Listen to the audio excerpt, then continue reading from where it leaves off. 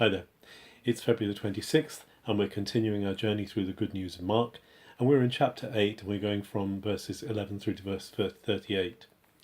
At the beginning of this reading, the Pharisees come. They've heard about Jesus doing these wonderful, miraculous signs with the feeding of the 5,000, with the healings and so on, and they come to test Jesus, to try him out. They've come to put him to the test and to examine him.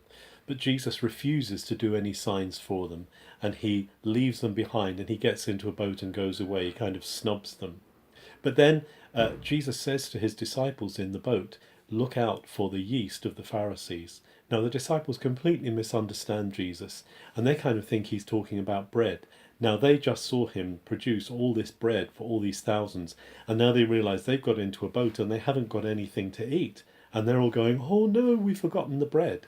But Jesus says, look, what I'm talking about is not bread. I'm talking about these people who are coming, who are trying to infiltrate. They're trying to bring their religious thought. They're trying to bring their self-aggrandizement into us, and we need to resist it. And so Jesus says to them, look, it's not about bread. After all, you've seen 4,000 fed. How many 5,000 fed? How many baskets of crumbs did we take up? And they say 12. And then the 4,000, how many there? Well, 7, which is interesting because it indicates that Mark sees there being two separate indications there of different things happening. One to 5,000, one of 4,000. So Jesus is clearly talking about two different occasions here when he's talking about the 4,000 and the 5,000.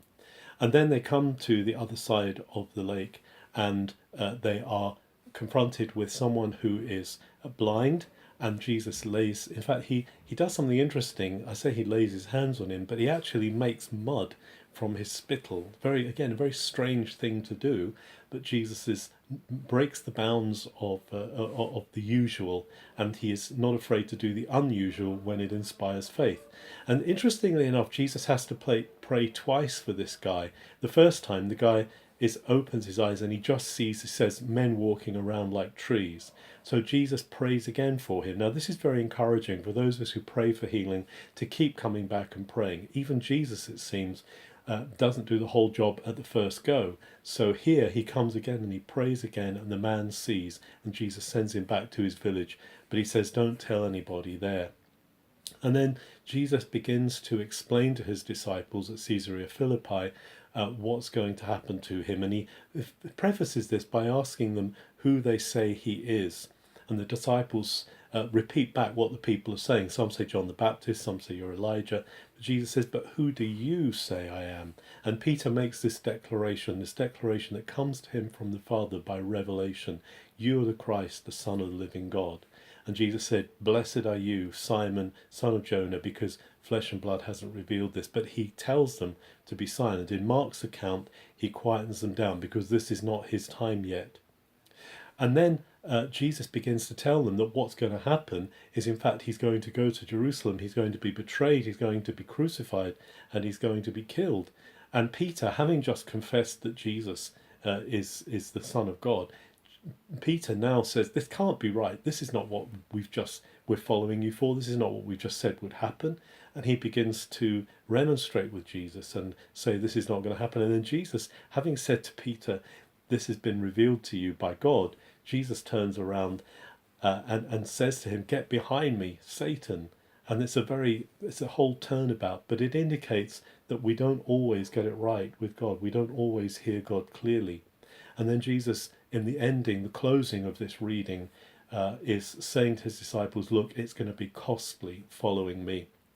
Anyone who wants to follow me is going to have to take up his cross and follow me. There's going to be loss. There's going to be cost involved. But he says these famous words, but what is it going to profit someone if they gain the whole world but they lose their own soul? Following Jesus is about giving ourselves. Following Jesus himself is about self-donation, self-surrender. It's not about self-fulfillment. It's not about self-expression and self-aggrandizement. The self is actually given for the other, and it's through the other that we experience completion and fulfillment. And Jesus himself gives himself for us completely so that we can be free and we can be saved. We need to be constantly seeking to connect with the other, to connect with the one who is before us, who God gives us to express our self-surrender so that we can be more like Jesus.